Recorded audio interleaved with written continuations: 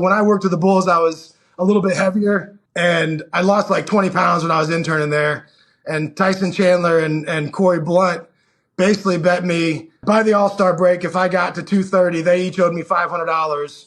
And then if I didn't get to that weight, I had to buy Tyson's breakfast every morning, and I had to wash Corey's car every day in return. So what actually happened is I took the job at Iowa during the All-Star break, like right before the All-Star break. I came back for the All-Star break to weigh in. No one was there. I hit my goal weight. I'd say with interest, I'm up a little bit. What is up, and welcome to another Good Drill Pod.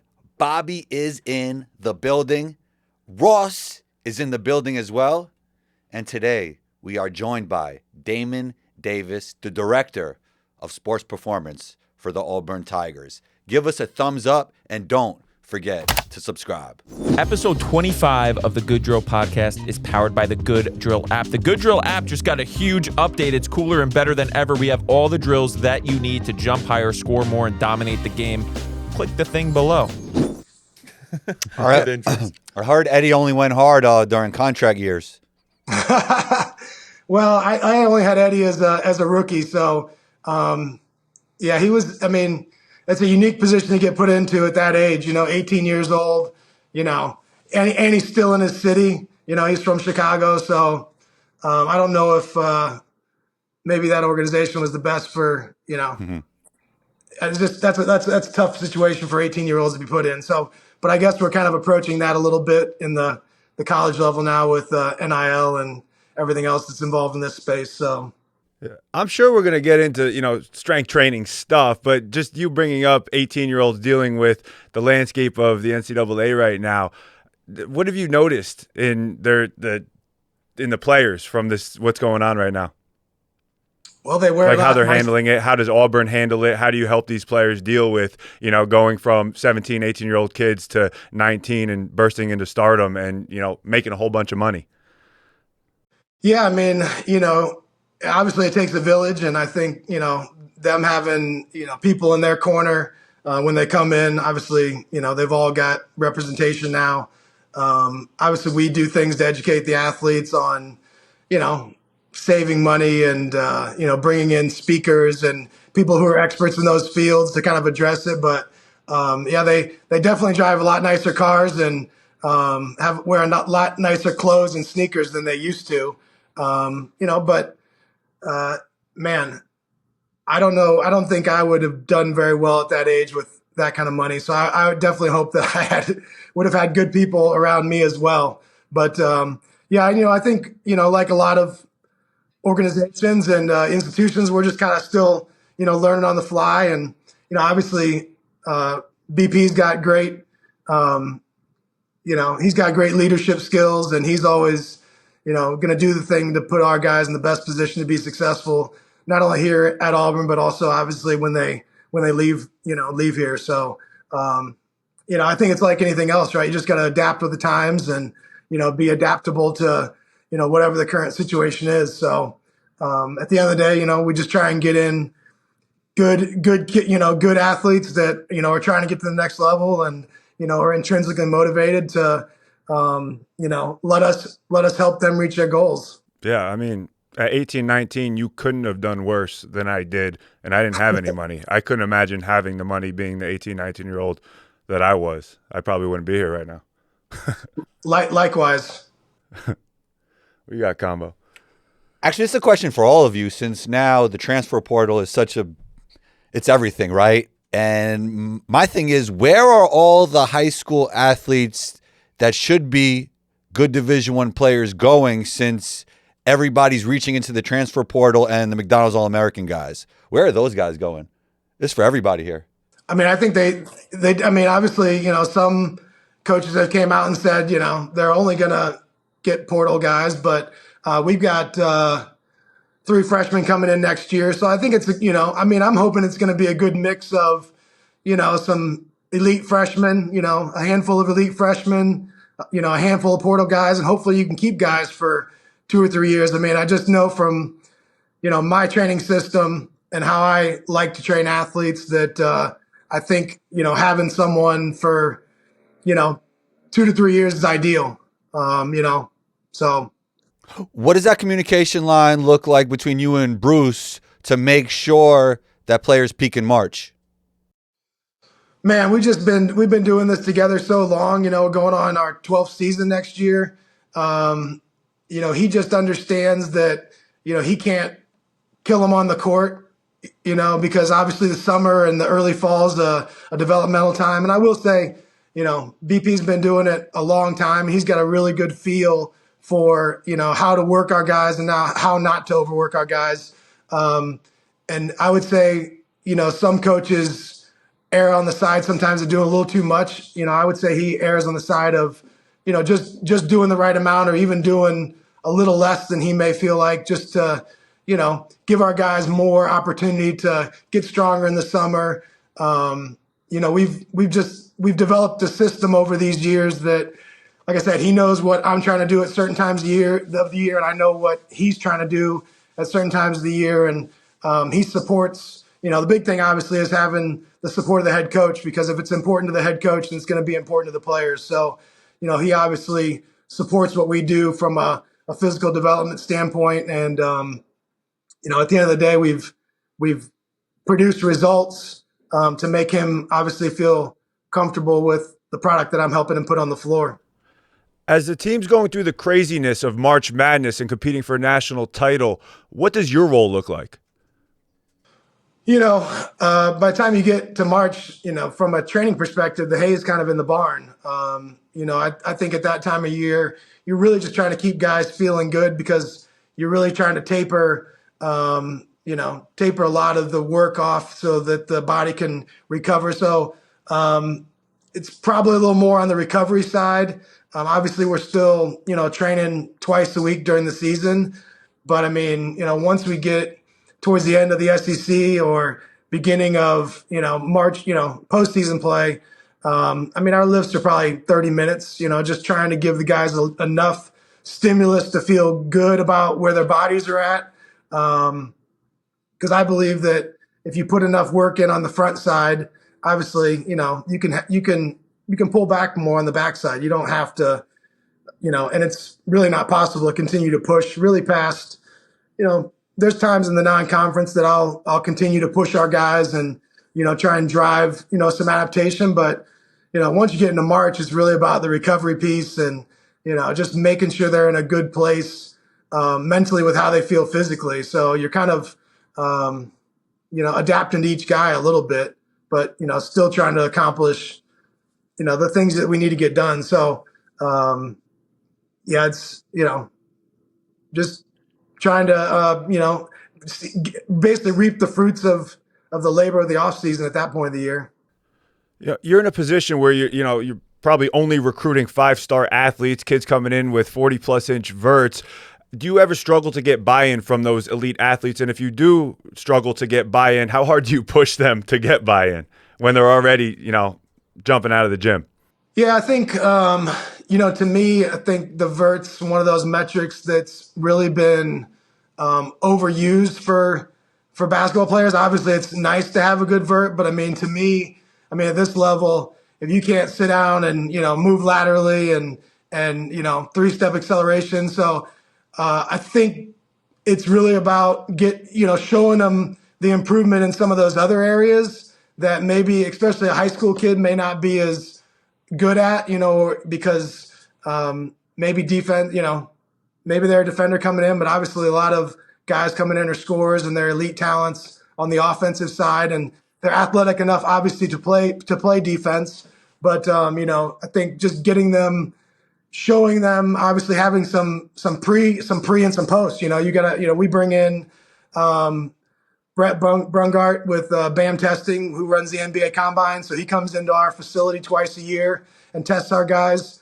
So we're getting an outside vendor that basically takes our guys through the NBA Combine. So we get data on them, and at the end of the day, if the vert's going up and the 3/4 court sprint's going up and they're getting better at the lane agility drill and the reaction drill, I think you're moving some of those performance metrics that create buy-in, because now they're starting to see they can do things that they couldn't do when they first got to Auburn. Obviously, some of the body composition changes. Guys see a little bit more, body armor on themselves. That kind of motivates them a little bit. But I think at the end of the day, I believe that success leaves clues. And, I can use our guys that have been through this program that are playing at the highest level in the NBA. And there was never an issue with buy-in. You know what I mean? Like, those guys just worked. So, I mean, at the end of the day, I use those guys as an example and say, hey, when I had Walker Kessler, Isaac Okoro, Chumo Kiki, some of those, Jabari Smith Jr., JT Thor, I mean, those dudes, they didn't have an issue with the work. They just came in and did what was expected of them.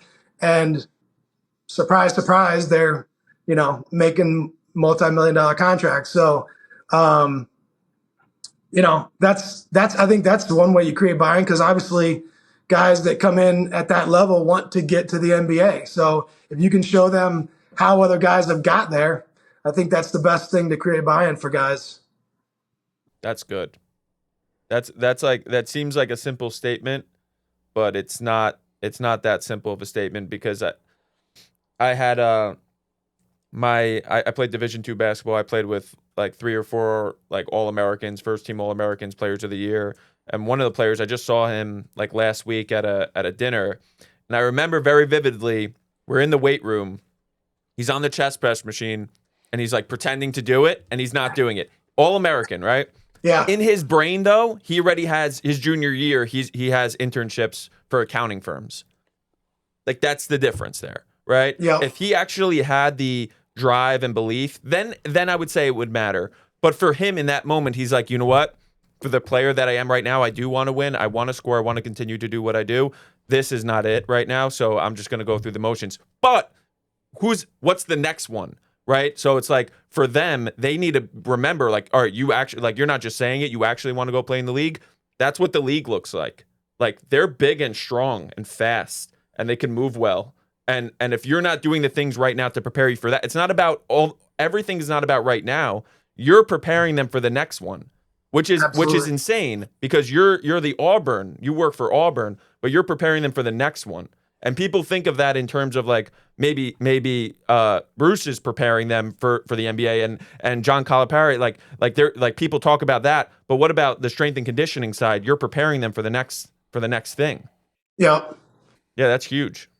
Well, I think too, we've got an opportunity to develop them because we don't play, 80 plus games in a season. So, we actually have an off season where, it's tough in the NBA. I mean, I don't know if I would want to do that, because I feel like we still get, we have a shorter season, less games. We still have an opportunity to kind of develop guys physically. So, it's, I think that's, a lot of guys talk about it, but at the end of the day, show me your habits, I'll show you your future. So, if I use I referenced the book, The Slight Edge. You guys ever heard The Slight Edge by Jeff Olson? Nope. Really good book, easy read. But basically the premise is that, if you've got a goal, that your habits are the things you do on a daily basis are basically either moving you towards those goals or moving you away from those goals. Nothing's really inert. So, it's a trade-off. You've got decisions, it's instant gratification versus, delayed gratification, kind of what you want in that moment versus what you want in the future. The Slight Edge basically just talks about the little things you do on a daily basis will either move you towards that goal or move you away from it. So as a college player, if you're trying to, make it to the next level and you're going to bed at, 1:00 in the morning and, burning the candle at both ends or playing 4 hours of video games, I would argue that you're sacrificing some of your time and some of those habits aren't necessarily moving you towards those goals. So I think that's a big thing that as I've gotten older in my career, I've just realized it's a lot more than just the X's and O's of, what you're doing in the weight room, even though obviously that's hugely important. But I mean, like I said, if the recovery piece, if the sleep's not there, here's a really good example. Isaac Okoro, Isaac came to us and, out of high school, highly recruited, played with Sharif Cooper on that McEachern team. They were a nationally ranked team. And I just remember talking to Isaac about his sleep one day. And he's like, oh, when should I be going to bed? I'm like, ideally between 10 and midnight, 11 o'clock, let's say. And, you talk to athletes about sleep and it's kind of like, yeah, I got you, coach. And I just remember him coming in the next day and I'm talking with him. And I'm like, yeah, how, sleep good, whatever, just checking in with him. And he's like, yeah, I went to bed at 11 o'clock. And I'm like, wait, athletes do that? If you just tell them this is good for you, that you're just going to do that? Okay. So I knew right then he was going to be something special. Yeah, I would think not all athletes do that. The ones that truly want to make it to the level that they dream about will do that. How often do you find yourself having these level conversations with athletes? Like, again, your role's strength coach, lift weights, get stronger, faster, quicker, all of that. How much, do you find yourself having these conversations with athletes a lot? Every single day. Yeah.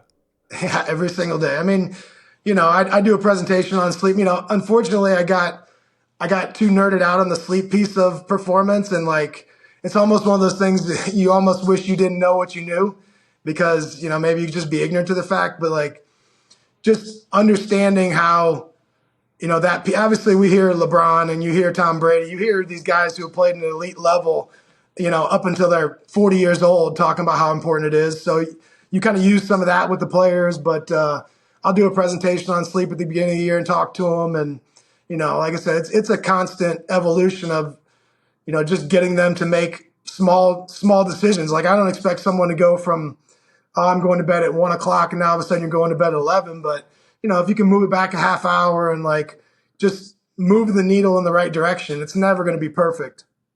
Probably. The college lifestyle doesn't seem to make it easier to get good sleep, right? I mean, kids are going to have fun. 100%. But then it goes back to the trade-off of, yeah, what are you really working for?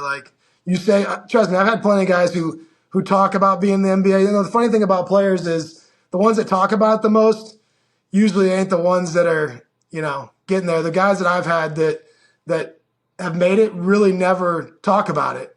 You know what I mean? They never say, oh, I'm out of here next year. I'm going in the draft.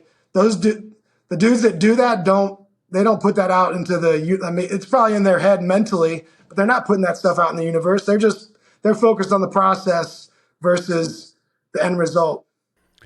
As you're saying that, I'm thinking about the amount of athletes coming out of New Jersey that are proclaiming they're one and done and 1 year away, from being rich and, only one more year of being broke, and then none of them make it. I'm thinking about it as you're saying it, how many times I see it in the North Jersey basketball culture, players that are their head, their mind, everything is already there. They're already telling everybody they're there. And I think they're so lost in that dream that they're not doing the things, the day-to-day stuff that you were talking about that's really going to move the needle to get them there. They get lost with what actually needs to be done, and they're inside the dream already. And it's just a dream. They're not there. Yeah. I think there's some stat that if you tell people, you're not supposed to tell people a lot of your goals because in your mind, you kind of already, what you said, you kind of already get there. But yeah, that's a great point. Yeah, there's a balance between it, right? Because people say you should speak it into existence, but there's also scientific evidence that you get the dopamine hit, that you actually did it when you say it, and you could lose some motivation. Somebody's been watching Andrew Huberman. That's a fact. I have been. Yeah. You said, show me your habits, show me your goals. And no, show me your habits. I'll show you your future. I'll show you your future. I think one more layer to that is show me the other guy and I'll show you your habits. There's a player, I saw him play twice this year. He's a sophomore, best player, JC, best player on the floor at all times. He does what he needs to win, but there's so much more in the tank. He should be dropping 50 a night. He should be dropping 50 a night. There's not enough around him. So you could say his habits aren't there. He's not doing what he should be. Is he in a real environment? Is he like the other guys, the people in his ear, the players that he's surrounding himself with, who he's competing with every day, who he's comparing himself to? Is he comparing himself to other high school players? Like in your brain, you're this type of player. Who are you comparing yourself to? Because if I'm truly trying to get to that level, I would ask myself, and I think about this with players, what would the player that I want to be do in the situation that I'm currently in? And then compare myself to that person. And I think the people that the players that genuinely want to get to the next level, I think they're actually doing that because I think they have context of those types of things. I think that, like, you think about the best players when they go to USA camps or they go to McDonald's All-American game, they're getting exposed to, like, all right, this is a real deal right here. Like, I'm around this thing. I see what's going on. And then they go back to high school games and then they're with their regular. It's like, all right, this is all fake. This is all a facade. Like, these players suck. Like, this is not where I want to be. This is just not the level. This is where I want to be. And then comparing yourself that way. So it's like, show me your habits, show me your future. All right, like who do you compare yourself to? And then I'll give you your habits. Like, if you really want it, if you really like, you'll do it. Like, if you want it more than staying up at 1 o'clock texting a girl or whatever, you're gonna do it. Like that kid, like, you're just gonna do it. Yeah. You're gonna get it done. If you don't, like, that's cool too. Like, you're not gonna do it. Life's full of decisions. Yeah. So hypertrophy combo. Combo likes asking strength and conditioning coaches hypertrophy versus strength. Yeah, because I mean, no, I think nobody really knows what causes hypertrophy. I think a lot of people know what causes hypertrophy. Tension and stress cause hypertrophy. That was all-time segue that I give myself. Why are some athletes strong in the weight room and not strong on the court? See how Combo bounces back. Good job. I think it could be multiple things. Maybe they haven't learned to transfer some of the things they've done in the weight room on the court. I don't know if that really holds true in a lot. I mean, there's definitely cases of it, but I feel like when we get a player, if he walks in day one, he's at a certain level of physical strength in the weight room and physical strength on the court. And I think the players that already know how to kind of exert some of that physical strength on the court, as they get stronger in the weight room, it's going to enhance that. I don't know if they just haven't learned how to be physical, or maybe they just don't like contact. I'm not sure what the answer to that is. But I would say for most guys that I've seen, yeah, there's some guys that maybe their court's strong, but they're definitely, I've definitely had some players like that. I just don't think it's the normal, to be honest, but it definitely exists. I don't know. I don't know the full answer. It's probably, it probably depends. It's probably based on a lot of different factors, I guess. But I would say if you have that physicality on the court and you get stronger, it's gonna apply when you get out there, in my experience. Like, Combo can lift a little bit more than me, but if we played ones, he's getting run over. 11-3 me. Yeah. Can you talk about specific players or no? Yeah, I'm sure I can. I mean, I probably can't talk about anything medical related or anything, but. What does Janai's game look like at the next level? Well, you're getting a little outside of my area of expertise, but, I think that he's definitely shown that he can shoot it better this year, a little bit more from the outside. I don't know that answer, to be honest. Obviously, he'd be more of a 4, I think, at the next level. I mean, he's a 4. I don't, the back to the basket stuff's probably not, translatable as much. But I don't know, to be honest. I think, as he as he goes to prepare this off season, and I know he'll be in good hands with people, and he'll start to continue to develop his game just like he did here, to obviously give himself the best opportunity to play at the next level. So I think he's going to get that opportunity. I mean, like, clearly Janai is strong on the court, like we just talked about. Is there any feats in the weight room that say, yep, like, there it is, like, that's where it's coming from? Like, what's his squat like? What's his deadlift? If you could, like, anything that's like, wow, like, he's a freaking beast in the weight room. I think Janai definitely got stronger. I don't think he's got the type of, he wasn't like Dylan Cardwell on our team. Dylan was, a very physical player, but obviously didn't have the same skill set that Janai had. Dylan was more of a defensive, block shots, rebound catch lobs and dunk. Janai could definitely turn it on sometimes. I would say he's one of those guys that, he probably left a little bit in the tank sometimes in the weight room, which I don't have a problem with. Like, I don't want guys, completely exhausted when they leave, but I was always trying to get more out of him. And I think, having him 3 years, as we built up trust and rapport, by the time, we got this past off season, I probably had the best off season that I've had out of him. So I felt good about where he got to physically. What's that balance? What's that balance like? Like when are situations where you're like, I'm going to push here? And when are situations where it's like, you know what? He's in his own skin and he probably knows what's best.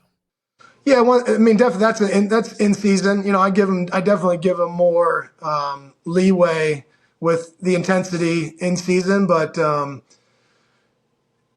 definitely, I mean, in the off season, summer, May through beginning of August, and then when we get back on campus, September, late August, early September, until we start official practice. Like that's always a push time. Like we're lifting 4 days a week. We're doing probably two speed sessions a week, either as a warm up before practice or a warm up before lifting. Yeah, so I mean, the summer and the off season is all about development. I mean, we get 8 weeks. We've got 8 weeks of our 10-week summer school block that's pretty much mandatory for our guys. So I mean, that's a time when we really we really push them and try and develop them, and add some hypertrophy and add some strength, and get them jumping higher and moving better laterally, and sprinting faster. So I'm a big fan of I believe that speed helps your conditioning, so I'm, with my previous background working with track, I'm a big speed guy too. I love working on linear speed with our guys, and, seeing them get faster.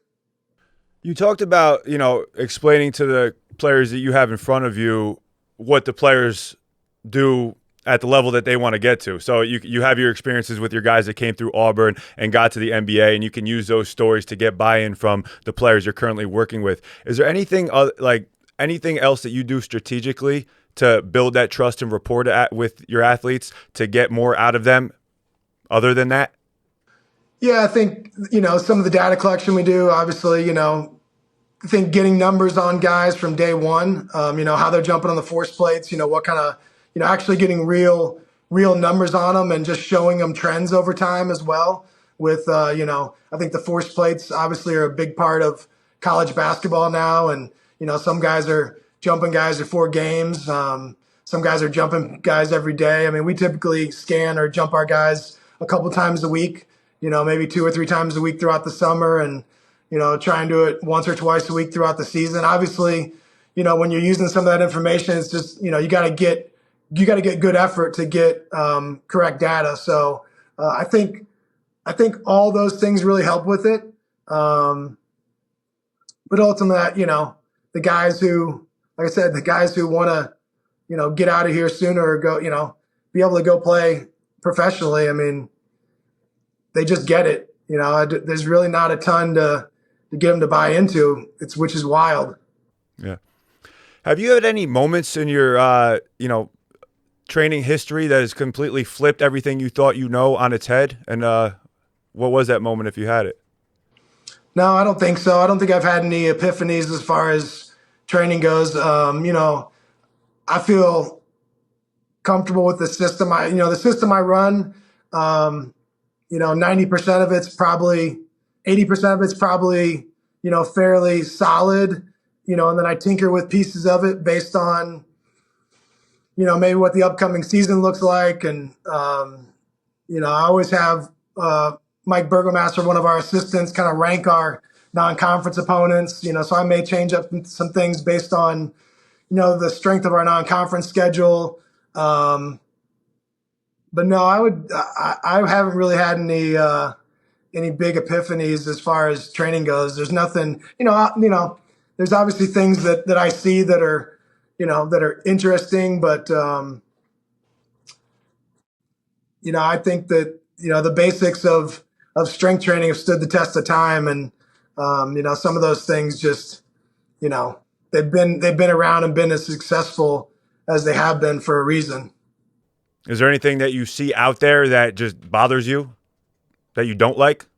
I think the there's only one way type, like people getting in these arguments over training modalities as far as like to Olympic lift or not Olympic lift, or to, squat off 2 feet or always do things off 1 feet. So, the unilateral versus bilateral argument. I mean, I think it depends on your situation, depends on what you're comfortable doing as a coach. I've got things that I believe in, but it doesn't mean that all my guys do them. I mean, I believe in doing Olympic lifts with athletes, but that doesn't mean that all my guys do them based on, previous injuries or, things that maybe if you can't do something well, I'm not going to force a square peg into a round hole. So, I think you ultimately adapt the athlete, but at the end of the day, I mean, there's certain things that I'm trying to accomplish, throughout the training plan, which is, total body strength through a full range of motion, power development, speed. I mean, and the basics, most of these guys have such a low training age that the basics really work for quite a while. Like, it doesn't really have to be too complex to, the other one is, you don't need periodization. Like, periodization is just a fancy word for having a plan. I mean, there's lots of ways to, like I said, get to 10, but I just think that thinking that you have it figured out is a little annoying. I mean, I don't think I've got it all figured out, but I'm in a point in my career where I feel comfortable with what I do as far as my philosophy. We all know that you have to sprint to get faster, but what are the elements in the weight room that could enhance speed? I mean, I think any type of lower body strength, squatting, step ups, any of your lower body strength movements, I think are going to enhance speed. I think, obviously you've got to do some things that are specific strength to sprinting. So, I mean, we do a ton of resisted sprinting, heavy sled marching, resisted, maybe one leg drives, through a band, so we're doing specific strength power to mimic those acceleration positions. But I mean, obviously just moving your general capacity of strength and power development in the weight room is also going to help with that. It's got to be a combination of the general piece, right? Like general versus specific. I mean, everything you do in the weight room is going to be general. There's no basketball. Why do you think you need to do specific strength / power stuff when it comes to speed development? Well, it's, just the principle of specificity. You've got to overload some of those positions, especially from, say a dead stop or an acceleration start. Like, you've got to get an athlete sometimes more comfortable, because a lot of, especially basketball players, they're momentum driven, right? They enjoy having momentum to kind of bypass force a little bit sometimes. So putting them in that position where they have to create a great amount of force in a single leg push off, as you would in an acceleration start. It just allows them to have more capacities under momentum as well, because they're always going to, on the court, they're always going to have some momentum to accelerate. Why not just like do acceleration? Like, why not just, all right, you're on the court or wherever, and you do like a 5 yard. That's a piece of the puzzle as well. No, but I'm saying, like, what in your head, like, because like there's a big argument of like, okay, it's like you generally get stronger, you build your engine, you build your capacity, and then there's this other obvious piece of like, do the thing you're trying to get better at, you're going to get the specific, like said, principle is going to happen, and then like that middle piece, which in my opinion, I think there's like a real place for it, for like it, and it could be specific depending on like what a player is struggling with. But in my gut feel about how that is right now is it's like more on the motor learning side of things than it is on the specific speed, power development side of things. I think when it comes to, if you want to get somebody faster, you do the thing that they want to get faster for. And if you build their general capacity, that's amazing. And then I think the stuff in between, like the heavy sled pushes, like starting with a med ball throw, starting in different starts, all these different constraints.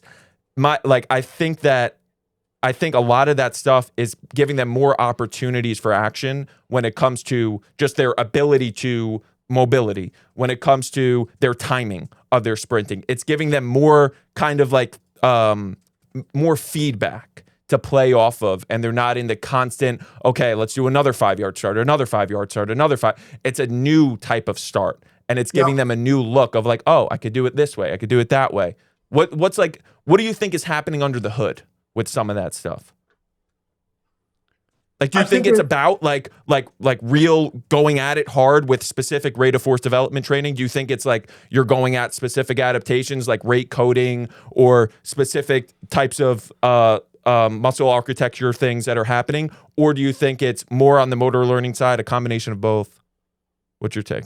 Just a quick break. What if you had access to millions of drills in your pocket? Well, we can't give you that, but we can give you a whole bunch of drills in 6 phases of strength training, 6 phases of skill training, shooting, handling, jumping higher, dunking, dominating the game, all on the Good Drill app. Click the link in the description below. I think from a feel side, when you put them under load, especially in a sprinting condition, I think it allows them to feel the push of the acceleration more because they've got more time to apply force due to the load.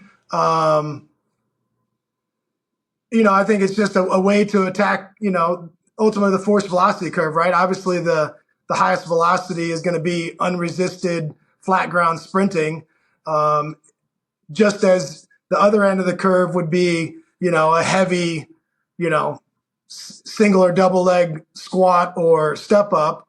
I think that you're staying balanced within the curve by starting to add some of those different intensities to work that power spectrum a little bit more, to do things in that specific condition under load. So, I think ultimately, you're trying to move the whole curve up and to the right. The force velocity curve, you're trying to move it all, right? So you're moving your high force areas through your strength work.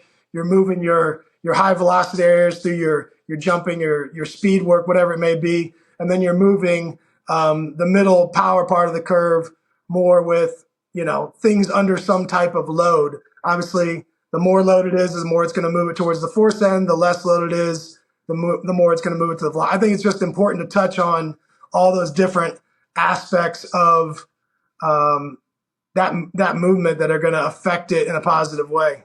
Yeah. If that makes sense. Now, Yeah. Yes. What advice would you give your younger self going into your Bulls internship knowing what you know now?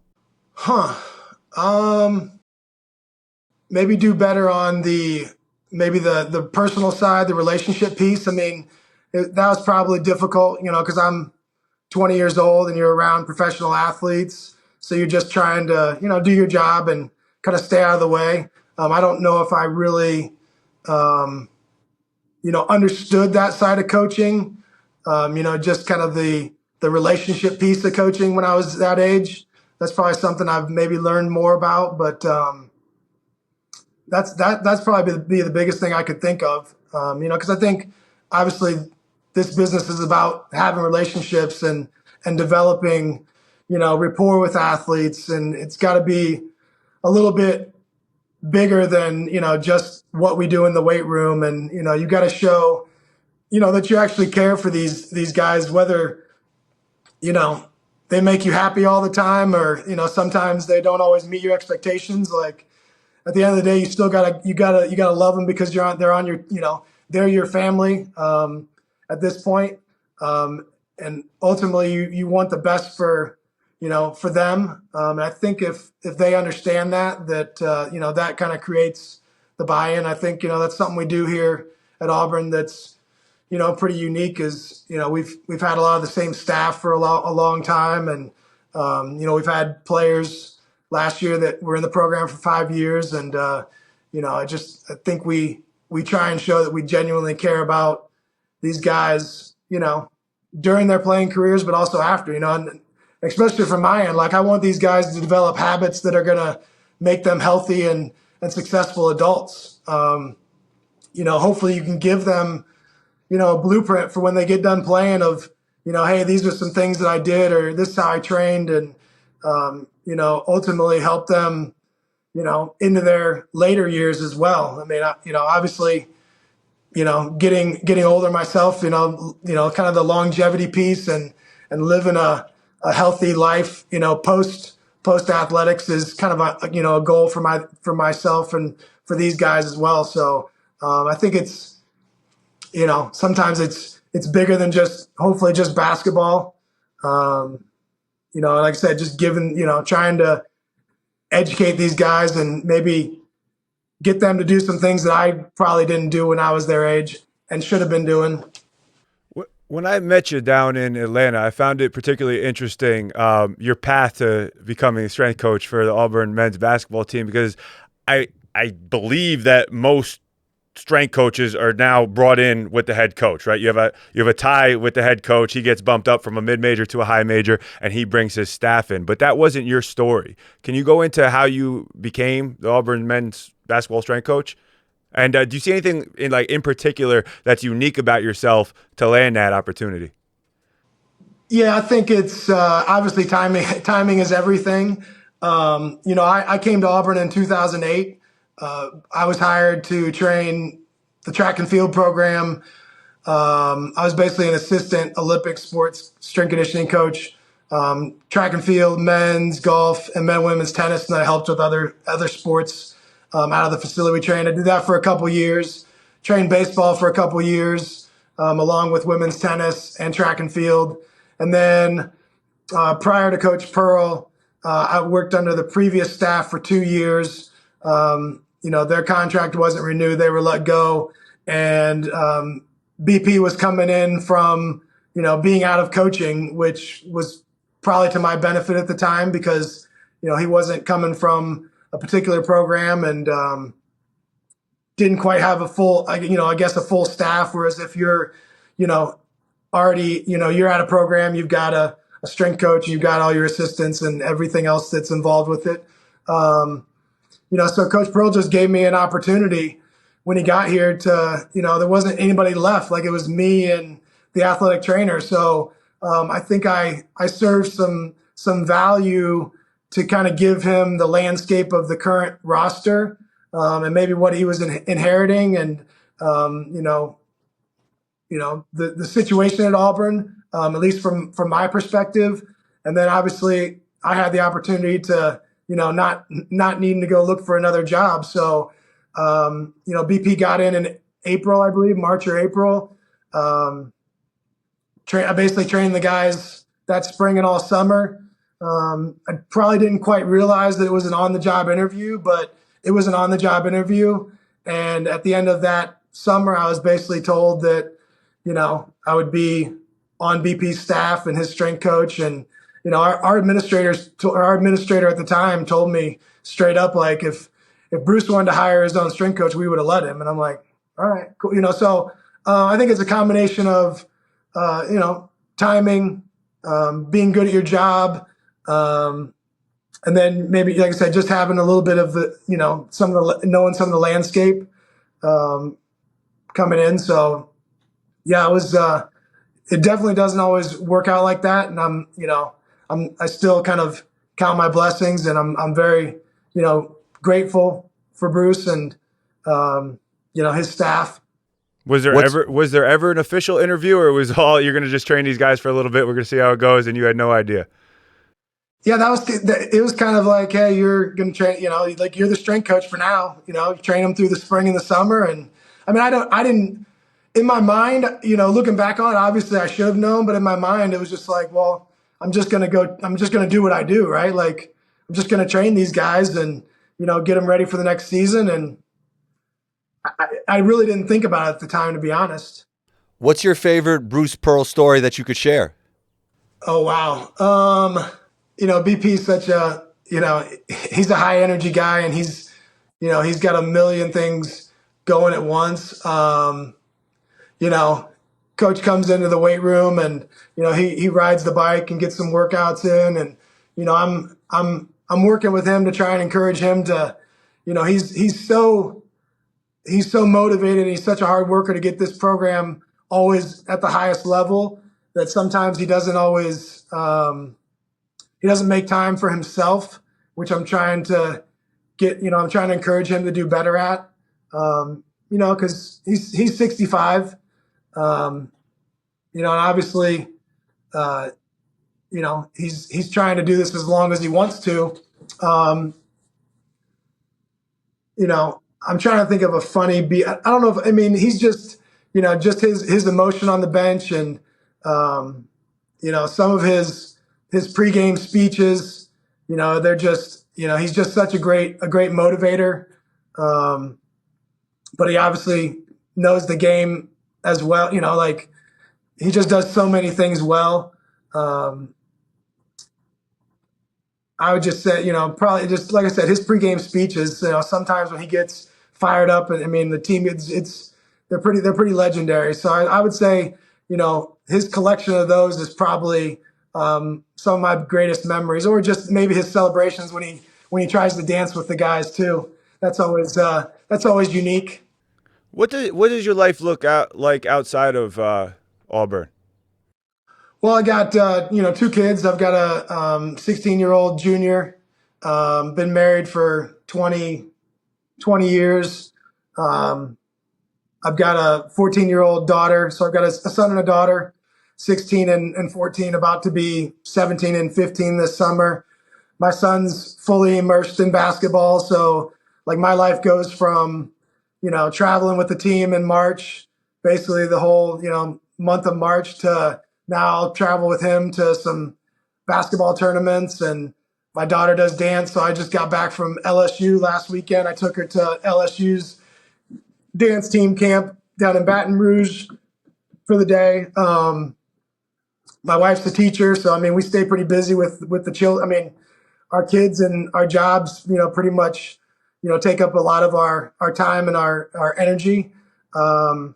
Especially since our kids are both in high school, and just trying to, help them ultimately reach their dreams. My son wants to do something with basketball or possibly even pitch after high school, and my daughter wants to dance after high school. So, I think a lot of our time is just as it is as at Auburn. We're trying to help people reach their dreams at Auburn. We're trying to help our kids reach their dreams and, be good, human beings and students, and, see what the extracurricular stuff brings, in the future. Do you train your son / daughter? I've trained him a lot of his life. Now that he's getting in high school, they're doing some training with the basketball team. They do some off-season training. But yeah, I started. I started him pretty young. I probably started him, just teaching him how to squat with a dowel or a stick at 6 maybe, and 6 months, 6 years. But yeah, he's he looks like a string coach's kid. What do you know what he's doing with his high school lifting? Do they have a strength coach? Man, that's a sore subject, but no, they don't. They don't have a strength coach. I did look at the program, so I don't want to say I gave it my blessing, but yeah, they shared the program with me just because I was, I wanted to make sure that whatever they were doing, I wanted them doing with the team, because I believe that obviously you should be lifting with your team if they're doing school activities. I just want to make sure that if there's something I could fill in the blanks on, or because at the end of the day, he's got such a good understanding of training. I feel really comfortable with him not being supervised, if that makes sense. I would have no issue with him coming into my weight room and warming himself up and doing his own program, and me not seeing it, just because I know he kind of understands the basics of what a good program is.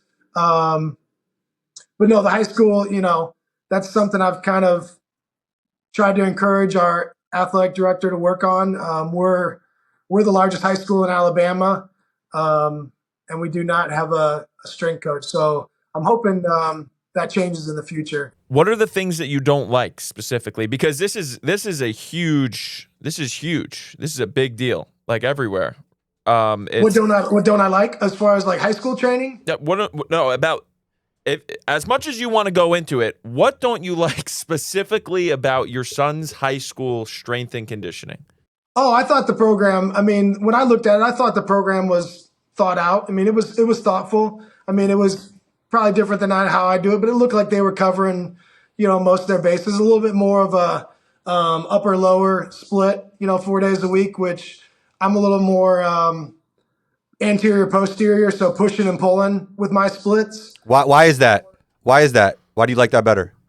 It's just how I've kind of developed it over the year, because I believe in training the total body when you're in there. And I think that on days that you're doing more posterior pulling exercises, so that may be RDLs, back extensions, good mornings, poor man, pull-ups, chin-ups, any type of rowing variations. Obviously, those muscles are being worked, and I'm still touching the whole total body. Whereas on push days, that's more my, squatting patterns, single, double leg, lunging, step up, partial range, TKEs, partial range of motion, lower body exercises, bench press, push press, dips, any type of upper body pushing variation. So I just feel like you can train the total body 4 days a week, but also give it some rest and recovery while you're doing that. So, I like separating like heavier lower body squats and lunges and stuff with like more your heavier posterior chain things. Funny, I did a post last week and it was 8 powerful exercises for hoopers, and he sends me a text, no posterior chain movements in your top 8. It's like, it's not my top 8. It was 8 random exercises. Dude, somebody's got to check this guy. There was some thought process to them. They look, I like the exercises. Yeah, they're good exercises. That's all it is. I post good exercises. David, that's it. I'm not claiming anything more or less. Somebody's got to check him. I'll take care of his pants. You take care of the stuff he posts. Yeah. And we'll make a better Bobby. But wait, not to be like why, but why the total body? Like, what are the reasons to attack total body when you're in there? I just think you're going to get the best, like systemic effect, right? I mean, I think it's shown that like when we train lower body exercises, we're probably getting a better hormonal response from hitting those large muscle mass groups, quads, glutes, hamstrings. And I feel that additionally, I like to make sure that a certain workout has an effect on something we're doing on the court, right? So on my pushing days, like if I'm in the summertime and I'm doing 2 pushing days, my pushing days are going to have, one day is going to be more of like a vertical emphasis. So things that are going to affect, jumping off 1 and 2 feet in the weight room. And then my second pushing day will have more of a emphasis on acceleration or linear speed. Whereas my pulling days are going to have more of a emphasis on lateral drive or change of direction. So on my pulling days, I do some type of Olympic lift variation. So it's going to be more hip dominant in nature. My strength training is going to be more hip dominant in nature. And then my upper body training is also going to be more posterior chain. So pull-ups and upper back and all those things. So I just think it allows you to hit total body and get that systemic effect of training the total body on a daily basis more frequently versus if I did 2 days that were lower body. And trust me, I don't think one is right or wrong. I think you can make, at the end of the day, I think if you can make a justification for why you do what you do and you have reasoning for why you do what you do, then, I'm content with that. But that from my perspective, I've always organized my workouts where, after we do some type of warm up, we're going to do something for power traditionally. So pushing days, that's going to be, push presses. That's going to be med ball throws. That's going to be things, it could be squat jumps. It's going to be something that's more power related, relating to verticality. And then after I do something power related, I'm typically going to do a strength block. That strength block is typically going to be on pushing days. There's going to be, some type of full range of motion, bilateral squatting pattern. And then if I'm doing a full range of motion, bilateral squat, so a 2-footed squat, a back squat, a front squat, whatever you want to, whatever it is, however you're loading it. I'm probably going to do something single leg in my accessories that's partial range of motion on a single leg. And then I'll do an accessory push and I'll do some torso. So that's kind of a basic structure of my workout. It's like warm up, power, something power related to that day, a power block basically. And then we'll do a strength block, which is going to be your big, your main movements. So on a pulling day, that may be a deadlift or an RDL or a deadlift block below knees, maybe a clean pull. That's just how I've always kind of arranged my 4-day workouts. It just, in my head, I feel good about being able to train the body as a unit every day versus, I don't know, if I just did upper body days, I feel like I'd be a little bored. Yeah, that's valid too. I've never asked a question like this, and I'm curious, do you see anything? You've seen what we do on social media and the amount that we post and put out. Have you seen anything that you're like, what the hell are you doing, or what is that? Not really. I mean, it's funny because I was watching a horse competition between Pete Maravich and I think his last name was McAdoo. And they were McAdoo. Yeah. Have you seen this video? Yeah. They're basically like, one of the horse things is like them jumping across the lane and making some like it's like, it actually reminded me of some of your drills. I was like, they were doing that in a horse competition back in the day. No, I've actually done some of it with my son, have him try some of the stuff, just to speed him up and play lower and do some of that stuff. So, if I was nitpicking, I'd say the push press, we could probably work on the technique a little bit on one you posted, but that's just being probably nitpicky. Oh, with the girl or the guy? I think it was with a guy. London? Yeah, that was rep. That we were doing 1x20, and you probably saw a rep. Not trying to justify anything, but you probably saw the last 3 reps of a 1x20. That's brutal. Yeah, that's a tough one for that. Yeah. I like a good set of 20. Yeah. I like some high volume stuff as well.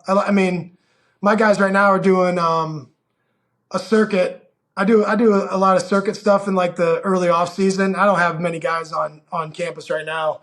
I just got, some walk-ons and stuff. But if we were to get, if we didn't play as long as we did and we had a spring training session, I do like this. It's basically stolen from Pat. Oh my gosh, I'm blanking on his last name. But it's basically a 10 exercise circuit, 30 on, 30 off. You take a minute and a half break at the end of it. But it's all like big movements. You're trying to get like 15 or more reps every time. And it really, it really will test your mental fortitude. Yeah, Dan John has a 30 for 30 workout. I think it was 5 or 6 exercises, 30 on, 30 off. We used to crush those. We don't have this, like, you've got a lot more ownership over your athletes than we do. Like, that's our biggest, like, that kid, we have kids come in consistently. We do get kids 2 to 3 days a week, but a lot of like these high level guys, they're getting pulled in so many different places and showcases as an AAU. And the reality is we might get them 1 or 2 times a month in the weight room. And it's like, I'm not trying to claim I can do anything once or twice a month with an athlete. So we get them in, it's like, nothing, we're not going to accomplish much here. What can we do? We'll get them a little pump, get them a little workout, get some moving, how you feeling, check in type thing. Then we can get them on the court. But at that level, like when we're getting in players once, twice, 3 times a month, it's more about checking in. How are they doing? How are your games going? How's your family? Are you still home? Are you still grounded? Are you still, driven? Are you still, working towards what you told me you were working towards type thing? Yeah. And we use the weight room as a chance. Like that's our chance where we're not on the court. It's less of an energy where we can have conversation during the workout. And that's really the biggest benefit I see to it. I'm not going to tell the kid to go away. We can put some weights in his hand and get a little workout in. And build rapport. Well, I think you can also, it's also a time to check in and make sure they're doing things the right way too, right? Like make sure that even in that moment that you got them that, technically, whether it's something as simple as doing a push up or a pull up, like sometimes the most basic exercises get bastardized the most sometimes. So, yeah, I mean, to be honest, that would probably, I don't know if my brain could handle that. I used to not. So I would have an athlete in, and I would program 6 months ahead. Like I was fully into periodization modalities, and it's like I learned in 3 months. I'm like, I would have an individual assessment with every athlete that would come in, and then I would spend hours creating this freaking magnificent program to find out he cancels his membership 2 weeks later, and I don't see him again ever. And I just spent 6 hours putting together the 6 month, block. Whatever, and it is what it is. I explain the benefits of strength training. I can explain what we do and what our goals are and what we're trying to help. We're trying to help athletes get to where they want to go. But it's just the reality, and it's like that's why I'm grateful that I kind of stuck to my guns and get to work with athletes on the court as well, because if it is an athlete that I can't see that often, I still get to see them on the court doing what they're actually trying to do, and yeah.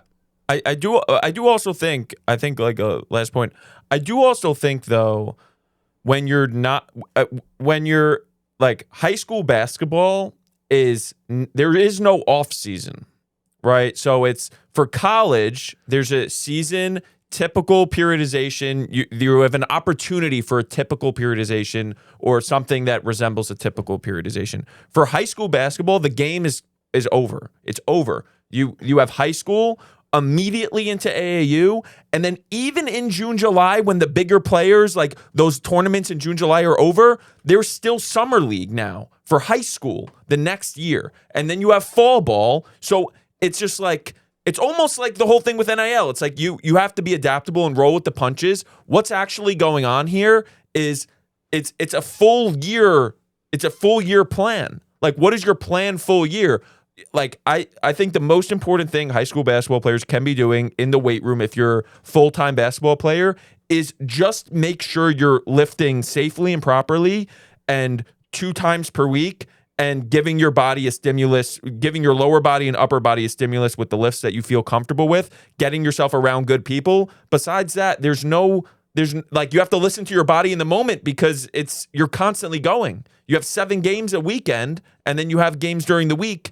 Like 2 months later, it's haphazard. If we do nothing else but prepare them for guys like you when they get to you, and you don't have to teach them how to do a push-up, right? Or teach them how to do a push press, and they get to you and they have fundamental movements, and they're not going to drop a dumbbell on their head. They understand proper weight room etiquette, and they get there. Like, you can work with that guy now. Whereas if we did nothing and I just said, why are we doing this? We only get them once or twice. Like, I'm not going to give up. I'm going to keep trying to provide some value. So when they get to the next level, because when they go to college, I don't care if it's JUCO, D3, D2, D1, high major, low major, they are going to strength train. So there is benefit. If I'm seeing them once a month, I can do something once a month that's going to help them prepare for that next level. But then also like on the side of that is, even though it's not completely planned and it's not 100%, if there are kids that are coming to us 2 times a week, like, they're getting stronger. Like 100%, They're getting stronger. Their numbers are going up. They're getting more athletic. They're jumping higher, running faster, changing directions better, moving better. All those things are happening, even though it's such a haphazard world. And I think for the high school and middle school culture, there needs to be, because I know for me, like probably like 5-6 years ago, and you just said it yourself, I don't know if I'd be able to handle that. Like, coaches and trainers need to be adaptable and need to say, what am I working with right now? I know it is possible for this player to get stronger. Kobe's a beast now. Yeah. I just saw a video of him 2 years ago. He was like this. Now he's freaking strong, and he's using his body in games, and he's a really good player, and he's developed and all that. He's in this life. He's in this life every single day, 365. His teammate already bought in. Already moving. We do have like wins. We do have kids that come in and buy in and work. The people that buy in, even though it's a haphazard lifestyle, and it just goes to show you, it's like, I do think if you had a plan that you try to stick with, and then you're kind of like, okay, 90% is going to happen, and then you're adaptable around it. Oh, bad night's sleep. Oh, you went out last night, like whatever. And like the meat of it you kept, I do think that's better. But then on the flip side, I think it's not like, all right, completely, all right, you're playing basketball 365, completely give up on it. No, get in the freaking weight room, learn how to lift, train hard, like train at the edge of your ability, full range of motion, like feel good, be safe, and you're going to get stronger. Like you're going to move better. Yeah. No, I think I brought up this question because before when you were going through one of your answers, you were like, I'm not claiming to know everything. And that's who we are. Like, I'm not like, I know a lot. I've done some stuff, right? I know some things, but like, I'm never going to be the guy that knows exactly everything and feel 100% that all knowing. Like, that's insane. So I asked you that question because like, you're somebody that is at the highest levels. Like, are you seeing anything, you're somebody I could learn from. So I really appreciate this opportunity. No, I think, what you said best was like twice a week. We might have talked about this in Atlanta, Bobby. I'm not sure, but my son has played multiple sports, between baseball and basketball, and you're right with the way the season and AAU and everything else that lines up. I think if every high school kid, from a fairly younger age could be involved with resistance training twice a week, year round, I don't believe they necessarily have to have these blocks where they're, you're in there 4 days a week. It's nice if it works out, but like you said, that's probably not the reality in a lot of situations.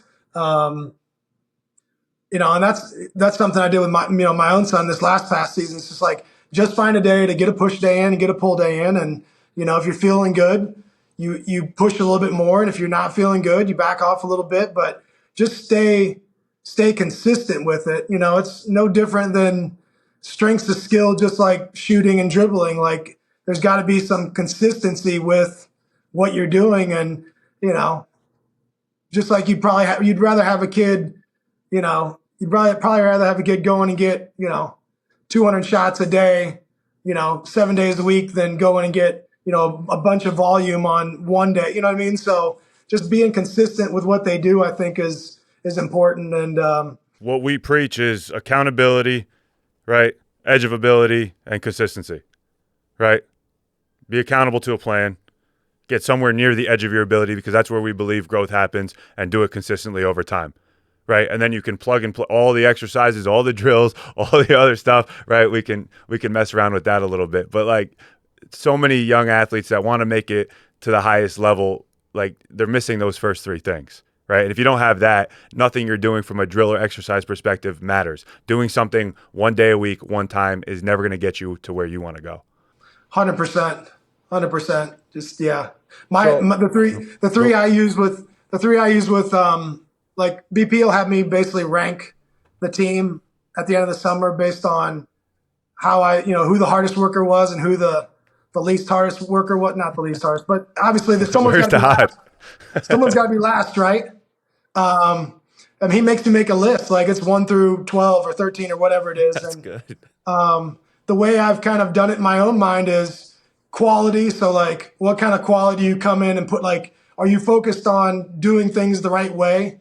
Do you give good effort? Like, I don't care how much you lift. Like just come in and do things of great quality, give me some effort, and then just be consistent with those efforts and that quality. And that's kind of how I rank our players when we come to the year. It's like, well, who comes in and is focused on the warm up and everything we do from start to finish and is, giving great effort and kind of, so that's kind of my criteria for trying to rank the team at the end of the off season. Do you see a correlation with the number one, like how good they are in the weight room to how good they are on the court? Because I know a lot of times, sometimes like the people that take the weight room the least serious could be the best performers in the game. Do you see that?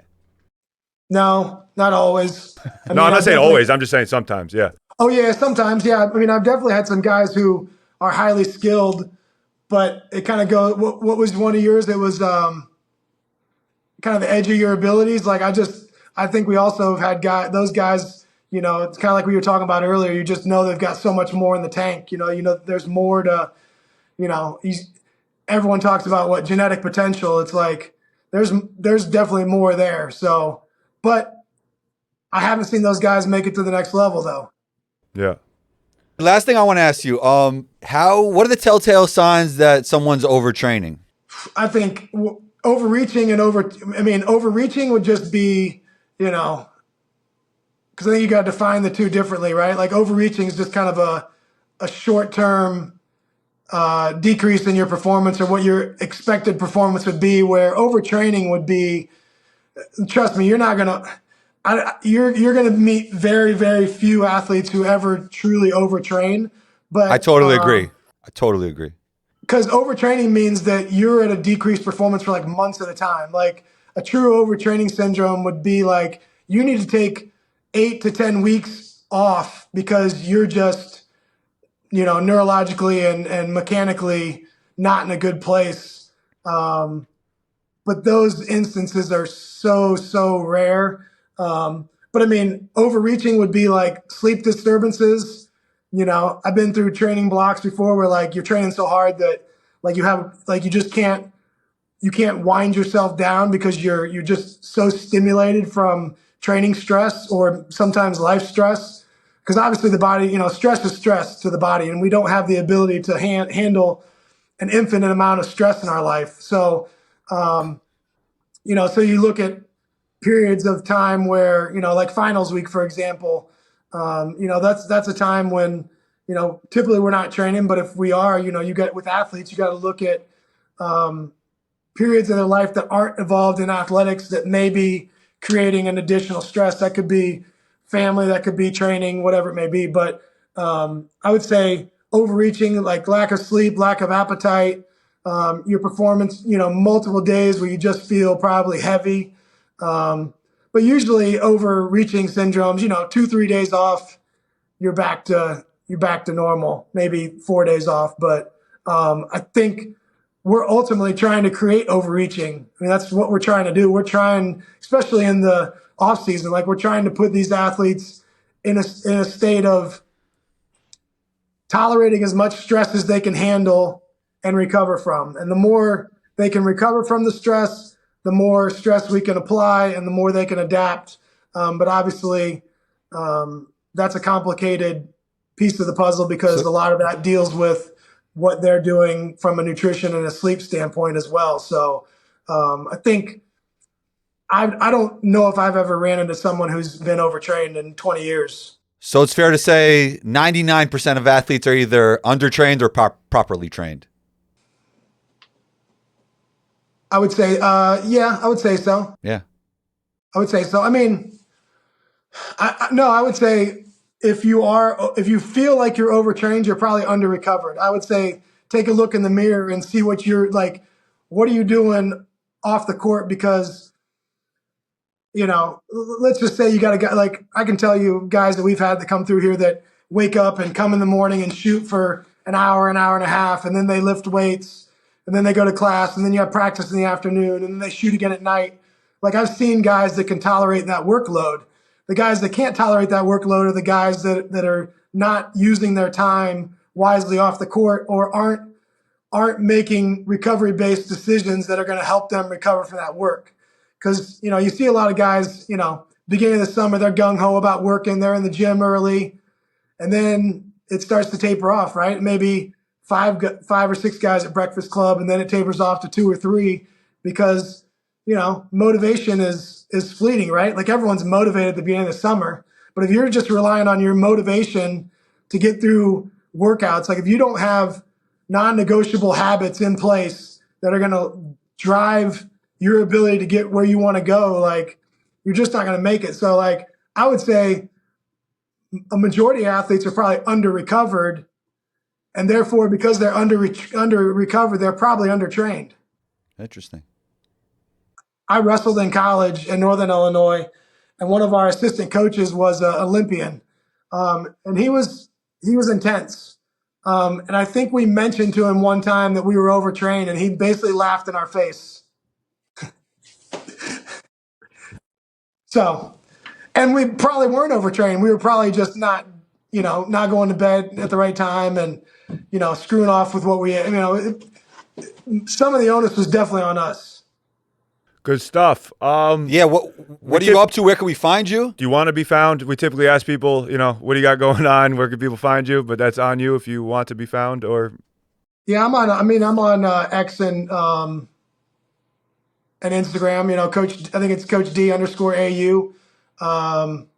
I don't post a ton of stuff. I probably just, with my age, I probably just barely missed the social media window. I've never gotten too deep into it because I don't know. But I post. You don't. Yeah, if I'm jealous talking to you that you're in a position you are and you could just have, work with that level of athlete, be in that circumstance and not have to do it. Honestly, I hope to get back to some whack. Yeah. Yeah, you got to keep posting good drills, though. Yeah, now we're stuck. That's a good commercial. We're stuck. We got to keep watering the plants. No question. Once you got an audience. Yeah, now they're waiting. They're waiting for a combo. Always waiting for combo. All right, guys. Bobby out. Coach Damon Davis out. Ross out. Thanks for taking the time. You're always welcome back on the show, and talk soon. Thank you so much. Appreciate y'all having me. Thank you. Anytime.